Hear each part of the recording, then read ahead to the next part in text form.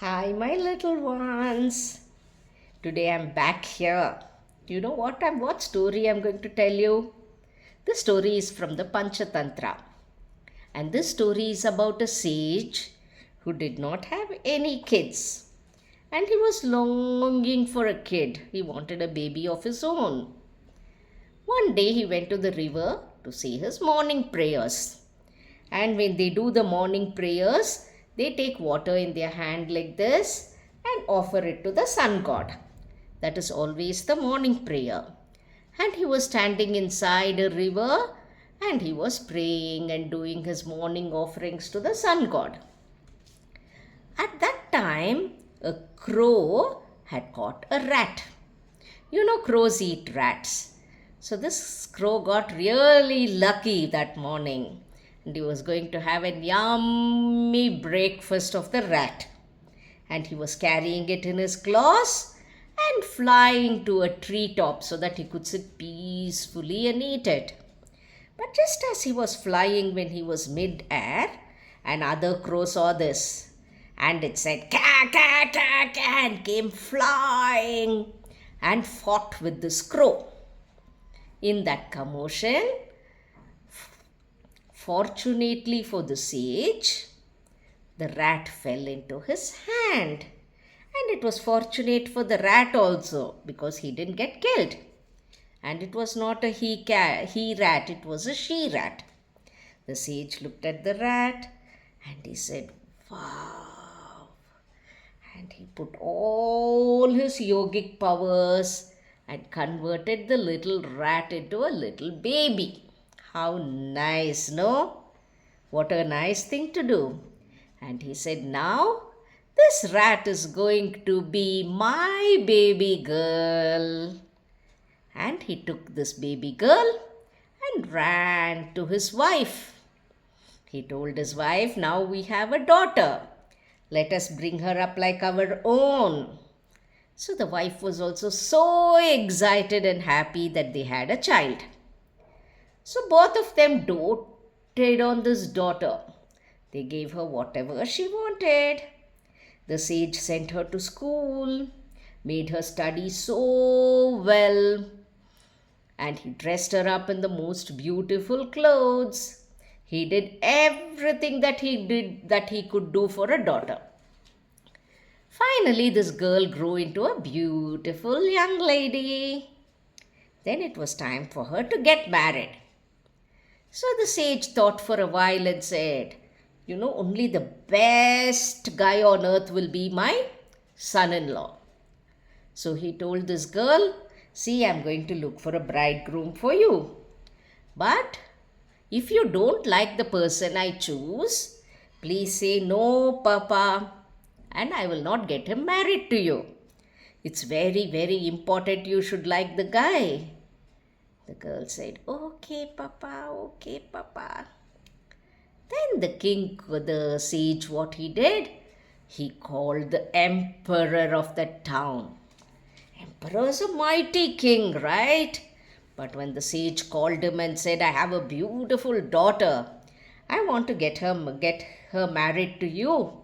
Why don't you come and see her?" The king came there in all glory.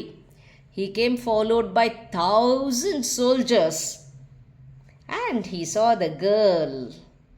The sage asked, "See, this is the bridegroom I've chosen for you. Do you like him?" The girl said, "No, Papa, I don't like him. No, no, no, no." So the sage said, "Okay, I will look for somebody else." Then after a while, he summoned the god of wind, that is Vayu. Vayu came there in all his glory. He was a very handsome fellow. He came there and stood in front of the sage. Then the sage called his daughter and said, "What about him, daughter? Do you like him?" The girl gave one look at Vayu and said, "No, Papa, no, I don't like him. I don't like him." So the sage was lost. He didn't know what to do. But then, giving a thought, he thought, "Okay, so what if she doesn't like Vayu? Let me call Varuna. Varuna is the lord of the rains. And Lord Varuna is mighty. Have you seen heavy rains pouring? That is because of the might of Varuna.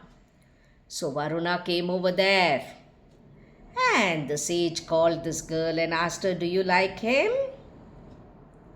The girl looked at Varuna and said, "Oh no, Papa, I don't like him." The sage didn't know what to do. Whom else can he call? All the mighty people he thought of, he called. Then he said, "Okay, the only person left now is the sun god. Let me call the sun down to come and get married to my daughter. She'll definitely not say no because the sun is so bright and so handsome." So he called the sun god and said, "Oh, sun god, come down." And the sun god came. And this girl looked at the sun god, and what did she say? She said, "No, Papa, no, Papa, no." Then the sage was lost. He didn't know what to do. He said, "Okay, let me think some more." And it so happened, one early morning, the sage took his daughter and he had to go somewhere. So as they were going, they climbed a small hillock, and the hillock was covered with rocks. And in between, in one of the holes of the rocks, there was a group of rats living. These rats were running around, making such a noise, and they were eating something that people had dropped. And there was a rat king over there. He was wearing a tiny crown. And he was ordering everybody, "Go here, go there, store the food. Come on, go give your mama, go give your dada." He was doing that. Then this girl stood there. She looked at the rat king and she started feeling very shy. Then the sage looked at her and asked her, "My dear daughter, do you like that rat king?" This girl said, "Yes, Papa, I like him very much." So the sage realized his folly. Can a rat ever be a human being?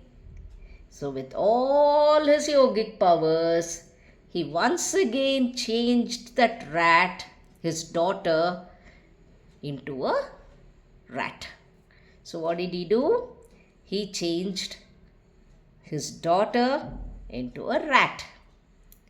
And once that happened, this rat girl went running and she got married to the rat king, and they lived happily ever after.